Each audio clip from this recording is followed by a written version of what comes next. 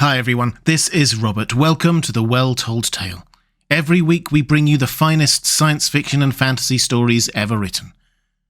Last time we turned our attention to what was happening in England, and with Mina Murray, Jonathan Harker's fiancée. She had travelled to Whitby to spend some time with her friend Lucy Westnera. But things there are a little mysterious too.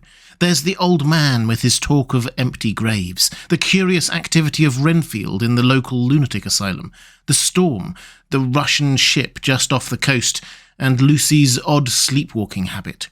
What does it all mean? It's time to pull up a chair, relax, and enjoy Part 5 of Dracula by Bram Stoker. Chapter 7. Cutting from the Daily Graph, 8th of August. Pasted in Mina Murray's journal. From a correspondent, Whitby. One of the greatest and suddenest storms on record has just been experienced here, with results both strange and unique. The weather had been somewhat sultry, but not to any degree uncommon in the month of August. Saturday evening was as fine as was ever known, and the great body of holidaymakers laid out yesterday for visits to Mulgrave Woods, Robin Hood's Bay, Rigmill, Runswick, Staithes, and the various trips in the neighbourhood of Whitby. The steamers Emma and Scarborough made trips up and down the coast, and there was an unusual amount of tripping both to and from Whitby. The day was unusually fine until the afternoon, when some of the gossips who frequent the East Cliff churchyard and from that commanding eminence watch the wide sweep of sea visible to the north and east, called attention to a sudden show of mares' tails high in the sky to the northwest. The wind was then blowing from the southwest in the mild degree which in barometrical language is ranked number 2 light breeze. The coastguard on duty at once made report, and one old fisherman who for more than half a century has kept watch on weather signs from the East Cliff foretold in an emphatic manner the coming of a sudden storm. The approach of sunset was so very beautiful, so grand in its masses of splendidly coloured clouds, that there was quite an assemblage on the walk along the cliff in the old churchyard to enjoy the beauty.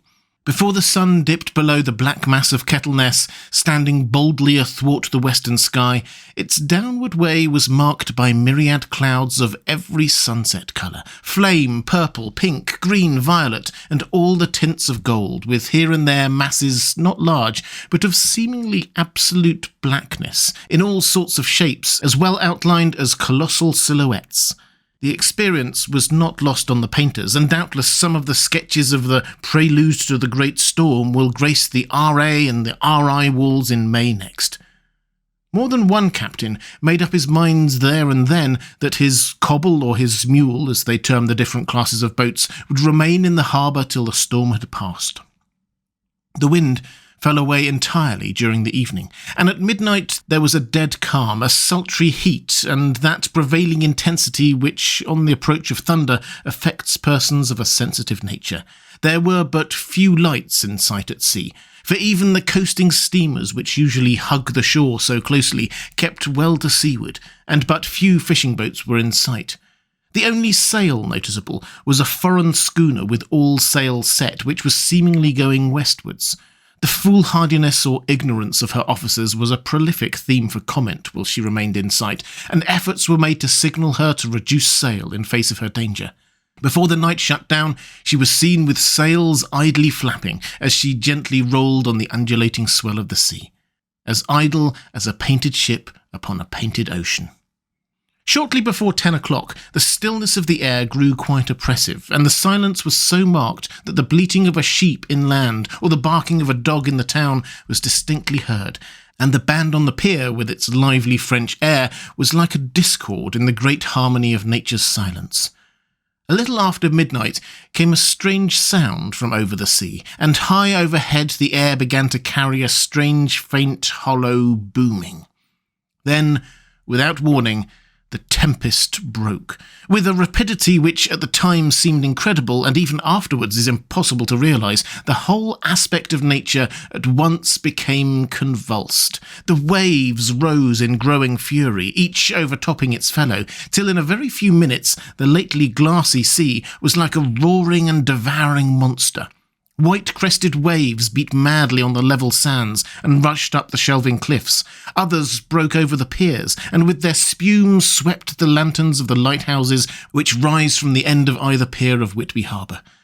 The wind roared like thunder, and blew with such force that it was with difficulty that even strong men kept their feet, or clung with grim clasp to the iron stanchions. It was found necessary to clear the entire piers from the mass of onlookers, or else the fatalities of the night would have increased manifold. To add to the difficulties and dangers of the time, masses of sea fog came drifting inland, white, wet clouds which swept by in ghostly fashion, so dank and damp and cold that it needed but little effort of imagination to think that the spirits of those lost at sea were touching their living brethren with the clammy hands of death, and many a one shuddered as the wreaths of sea mist swept by. At times the mist cleared, and the sea for some distance could be seen in the glare of the lightning, which now came thick and fast, followed by such sudden peals of thunder that the whole sky overhead seemed trembling under the shock of the footsteps of the storm. Some of the scenes thus revealed were of immeasurable grandeur and of absorbing interest, the sea running mountains high, through skyward with each wave mighty masses of white foam, which the tempest seemed to snatch at and whirl away into space. Here and there a fishing boat with a rag of a sail, running madly for shelter before the blast, now and again the white wings of a storm-tossed seabird. On the summit of the east cliff, the new searchlight was ready for experiment, but had not yet been tried. The officers in charge of it got it into working order, and in the pauses of the inrushing mist swept with it the surface of the sea. Once or twice its service was most effective, as when a fishing boat with gunwale under water rushed into the harbour, able, by the guidance of the sheltering light, to avoid the danger of dashing against the piers. As each boat achieved the safety of the port, there was a shout of joy from the mass of people on shore, a shout which for a moment seemed to cleave the gale, and was then swept away in its rush. Before long, the searchlight discovered some distance away a schooner with all sails set, apparently the same vessel which had been noticed earlier in the evening. The wind had by this time backed to the east, and there was a shudder amongst the watchers on the cliff as they realised the terrible danger in which she now was. Between her and the port lay the great flat reef on which so many good ships have from time to time suffered, and with the wind blowing from its present quarter, it would be quite impossible that she should fetch the entrance of the harbour. It was now nearly the hour of high tide, but the waves were so great that in their troughs the shallows of the shore were almost visible, and the schooner, with all sails set, was rushing with such speed that, in the words of one old salt, she must fetch up somewhere, if it was only in hell. Then came another rush of sea fog, greater than any hitherto, a mass of dank mist which seemed to close on all things like a grey pall, and left available to men only the organ of hearing. For the roar of the tempest and the crash of the thunder and the booming of the mighty billows came through the damp oblivion even louder than before. The rays of the searchlight were kept fixed on the harbour mouth across the east pier, where the shock was expected, and the men waited breathless. The wind suddenly shifted to the northeast, and the remnant of the sea fog melted in the blast, and then Mirabile Dictu, between the piers, leaping from wave to wave as it rushed at headlong speed, swept the strange schooner before the blast, with all sail set, and gained the safety of the harbour. The searchlight followed her, and a shudder ran through all who saw her, for lashed to the helm was a corpse with drooping head which swung horribly to and fro at each motion of the ship. No other form could be seen on deck at all. A great awe came on all as they realised that the ship, as if by a miracle, had found the harbour unsteered save by the hand of a dead man.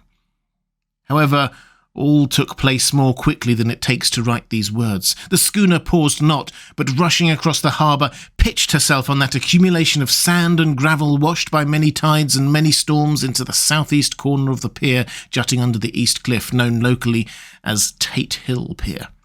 There was, of course, a considerable concussion as the vessel drove up on the sand heap. Every spar, rope and stay was strained, and some of the top hammer came crashing down.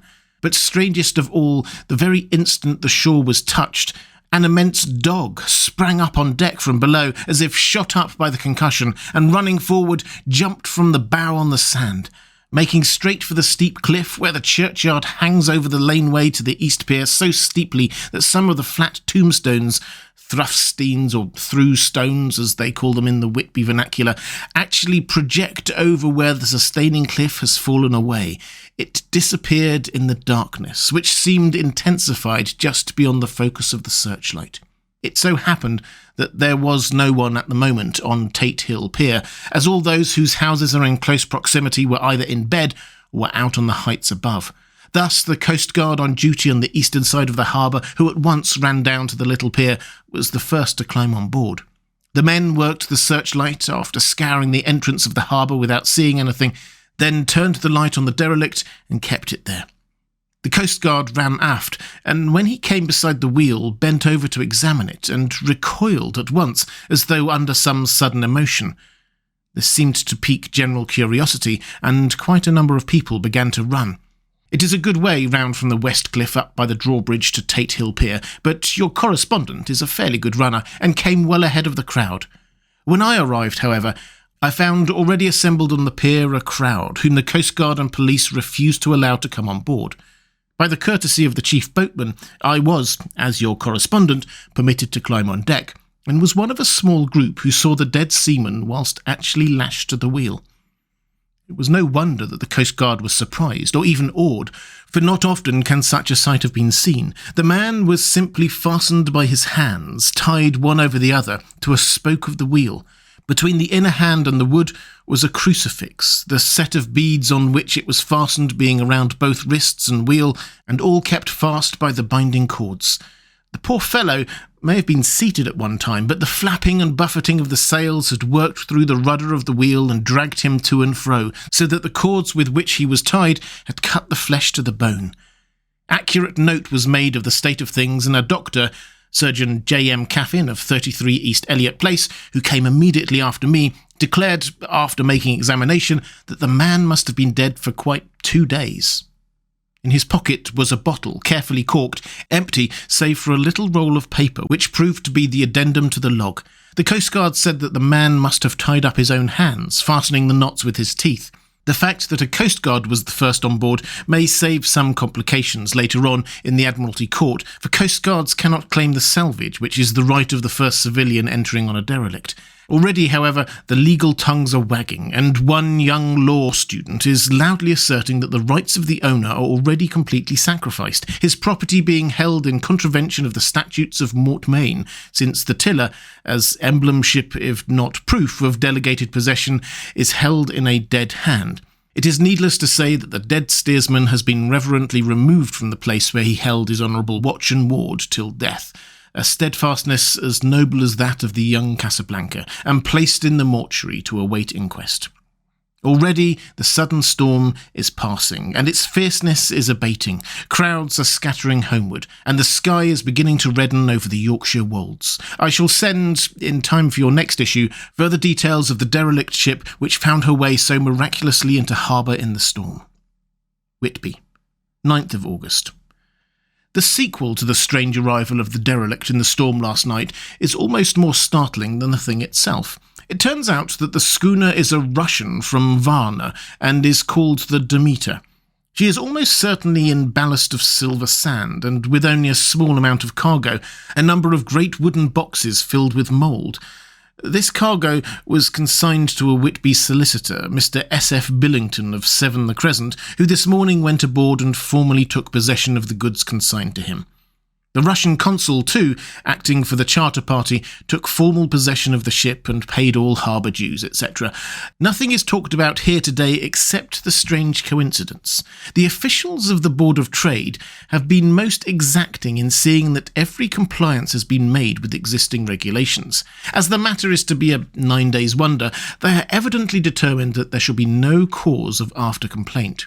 A good deal of interest was abroad concerning the dog which landed when the ship struck, and more than a few members of the SPCA, which is very strong in Whitby, have tried to befriend the animal. To the general disappointment, however, it was not to be found. It seems to have disappeared entirely from the town. It may be that it was frightened and made its way onto the moors, where it is still hiding in terror. There are some who still look with dread on such a possibility, lest later on it should in itself become a danger, for it is evidently a fierce brute. Early this morning, a large dog, a half-bred mastiff belonging to a coal merchant close to Tate Hill Pier, was found dead in the roadway opposite to its master's yard. It had been fighting, and manifestly had had a savage opponent, for its throat was torn away and its belly was slit open, as if with a savage claw. Later, by the kindness of the Board of Trade Inspector, I have been permitted to look over the logbook of the Demeter, which was in order up to within 3 days, but contained nothing of special interest except as to facts of missing men. The greatest interest, however, is with regard to the paper found in the bottle, which was today produced at the inquest, and a more strange narrative than the two between them unfold it has not been my lot to come across. As there is no motive for concealment, I am permitted to use them, and accordingly send you a rescript, simply omitting technical details of seamanship and supercargo. It almost seems as though the captain had been seized with some sort of mania before he had got well into blue water, and that this had developed persistently throughout the voyage. Of course, my statement must be taken cum grano, since I am writing from the dictation of a clerk of the Russian consul who kindly translated for me, time being short. Log of the Demeter. Varna to Whitby. Written 18th of July. Things so strange happening that I shall keep accurate note henceforth till we land. On 6th of July we finished taking in cargo, silver sand and boxes of earth. At noon set sail. East wind fresh. Crew 5 hands, 2 mates, cook and myself, captain. On 11th of July, at dawn, entered Bosphorus, boarded by Turkish customs officers, bakshish, all correct, underway at 4 p.m. On 12th of July, through Dardanelles. More customs officials and flagboat of guarding squadron. Bakshish again, work of officers thorough but quick. Want us off soon. At dark, passed into archipelago. On 13th of July, passed Cape Matapan. Crew dissatisfied about something, seemed scared but would not speak out. On 14th of July, was somewhat anxious about crew. Men all steady fellows who sailed with me before. Mate could not make out what was wrong. They only told him there was something, and crossed themselves. Mate lost temper with one of them that day and struck him. Expected fierce quarrel, but all was quiet. On 16th of July, mate reported in the morning that one of crew, Petrovsky, was missing. Could not account for it. Took larboard watch 8 bells last night. Was relieved by Abramov, but did not go to bunk. Men more downcast than ever. All said they expected something of the kind, but would not say more than that there was something aboard. Mate getting very impatient with them, feared some trouble ahead. On 17th of July, yesterday, one of the men, Olgarin, came to my cabin, and in an awestruck way confided to me that he thought there was a strange man aboard the ship. He said that in his watch he had been sheltering behind the deckhouse as there was a rainstorm when he saw a tall, thin man, who was not like any of the crew, come up the companionway and go along the deck forward and disappear. He followed cautiously, but when he got to bows, found no one, and the hatchways were all closed. He was in a panic of superstitious fear, and I am afraid the panic may spread. To allay it, I shall today search entire ship carefully from stem to stern. Later in the day, I got together the whole crew and told them, as they evidently thought that there was someone on the ship, we would search from stem to stern. First mate, angry, said it was folly, and to yield to such foolish ideas would demoralise the men, said he would engage to keep them out of trouble with a handspike. I let him take the helm, while the rest began thorough search, all keeping abreast with lanterns. We left no corner unsearched. As there were only the big wooden boxes, there were no odd corners where a man could hide. Men much relieved when search over, and went back to work cheerfully. First mate scowled, but said nothing. 22nd of July. Rough weather last 3 days, and all hands busy with sails, no time to be frightened. Men seem to have forgotten their dread. Mate cheerful again, and all on good terms. Praised men for work in bad weather. Past Gibraltar, and out through straits. All well. 24th of July. There seems some doom over this ship. Already a hand short and entering the Bay of Biscay with wild weather ahead, and yet last night another man disappeared.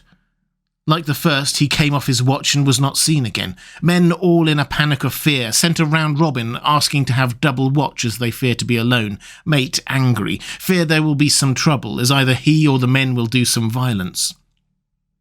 28th of July.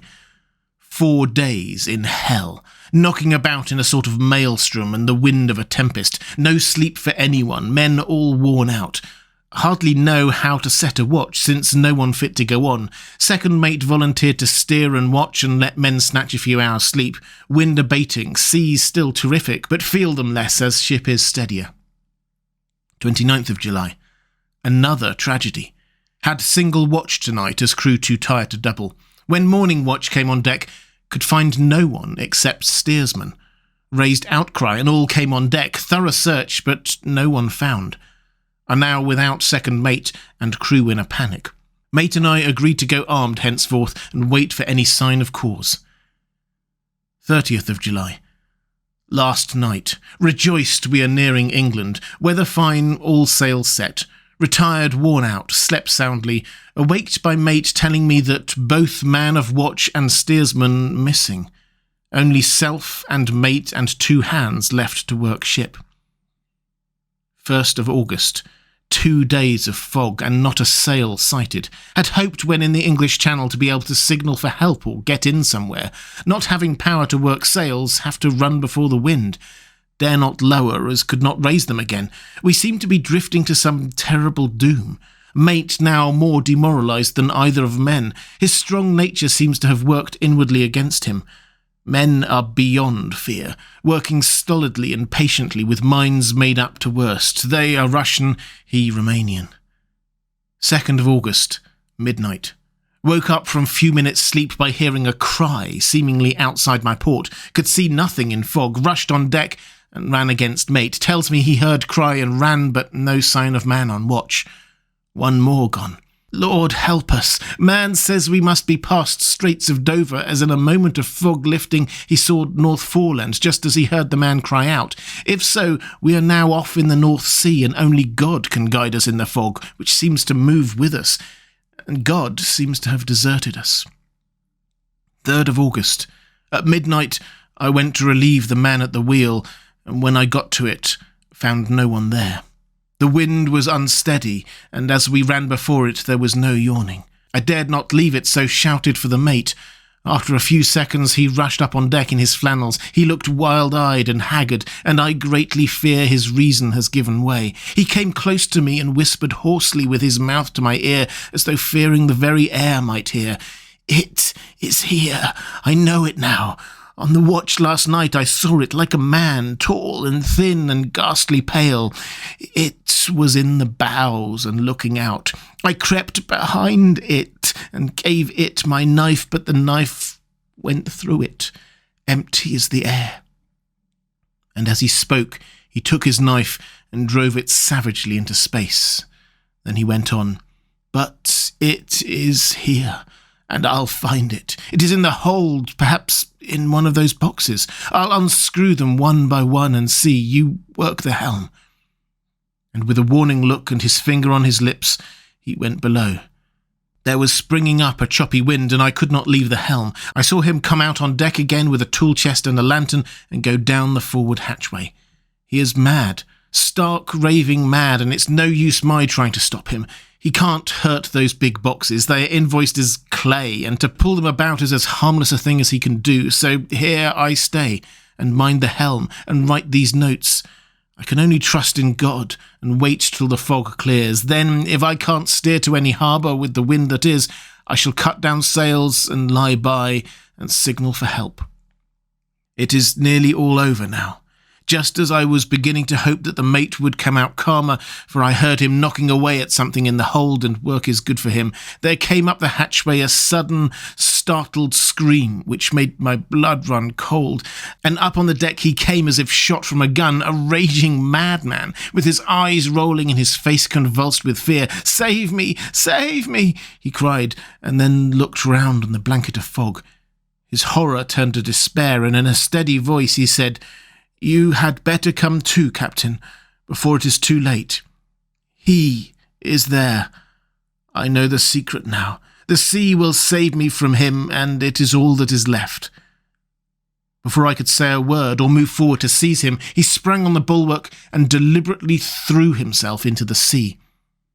I suppose I know the secret too now. It was this madman who had got rid of the men one by one, and now he has followed them himself. God help me, how am I to account for all these horrors when I get to port? When I get to port, will that ever be? 4th of August. Still fog, which the sunrise cannot pierce. I know there is sunrise because I am a sailor. Why else, I know not.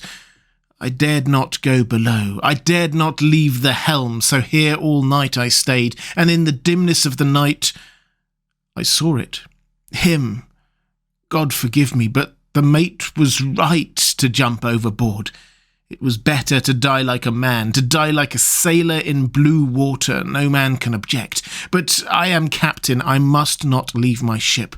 But I shall baffle this fiend or monster, for I shall tie my hands to the wheel when my strength begins to fail, and along with them I shall tie that which it dare not touch. And then, come good wind or foul, I shall save my soul and my honour as captain. I am growing weaker, and the night is coming on. If he can look me in the face again, I may not have time to act. If we are wrecked, mayhap this bottle may be found, and those who find it may understand. If not, well, then all men shall know that I have been true to my trust.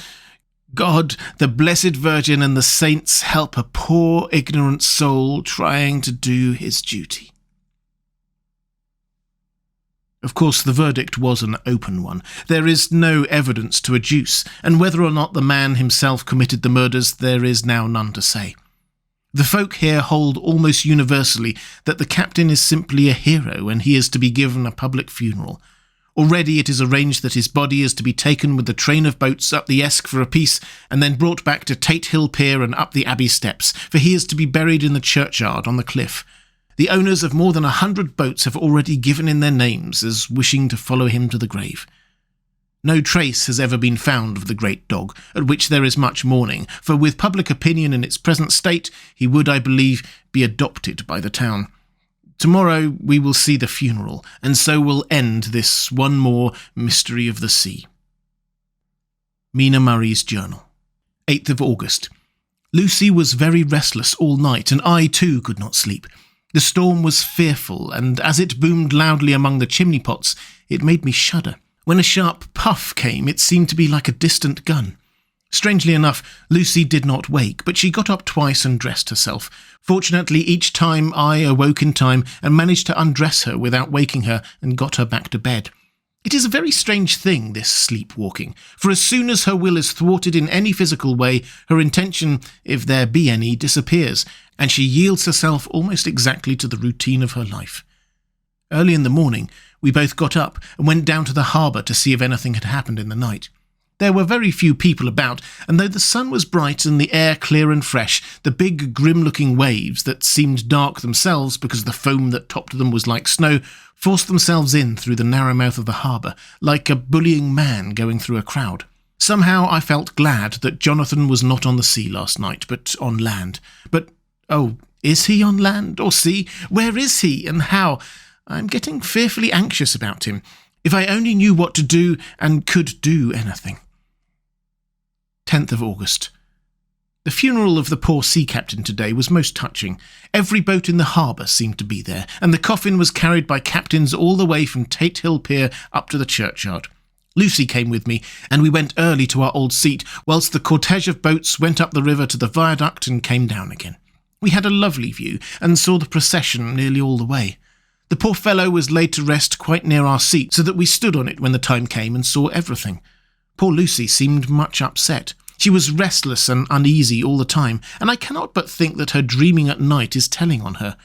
She is quite odd in one thing. She will not admit to me that there is any cause for restlessness, or if there be, she does not understand it herself. There is an additional cause in that poor old Mr. Swales was found dead this morning on our seat.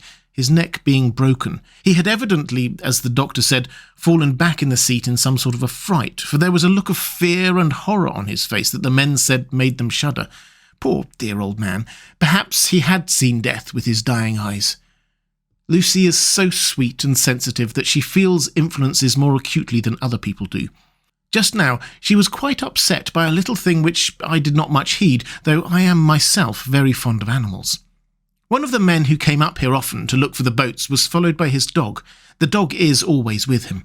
They are both quiet persons, and I never saw the man angry nor heard the dog bark. During the service, the dog would not come to its master, who was sat on the seat with us, but kept a few yards off, barking and howling. Its master spoke to it gently, and then harshly, and then angrily, but it would neither come nor cease to make a noise. It was in a sort of fury, with its eyes savage and all its hairs bristling out like a cat's tail when puss is in the warpath. Finally the man too got angry, and jumped down and kicked the dog, and then took it by the scruff of the neck and half dragged and half threw it on the tombstone on which the seat is fixed. The moment it touched the stone, the poor thing became quiet and fell all into a tremble. It did not try to get away, but crouched down, quivering and cowering, and was in such a pitiable state of terror that I tried, though without effect, to comfort it. Lucy was full of pity too, but she did not attempt to touch the dog, but looked at it in an agonized sort of way. I greatly fear that she is too supersensitive a nature to go through the world without trouble. She will be dreaming of this tonight, I am sure. The whole agglomeration of things, the ship steered into port by a dead man, his attitude tied to the wheel with a crucifix and beads, the touching funeral, the dog, now furious and in terror, will all afford material for her dreams. I think it will be best for her to go to bed tired out physically, so I shall take her for a long walk by the cliffs to Robin Hood's Bay and back. She ought not to have much inclination for sleepwalking then.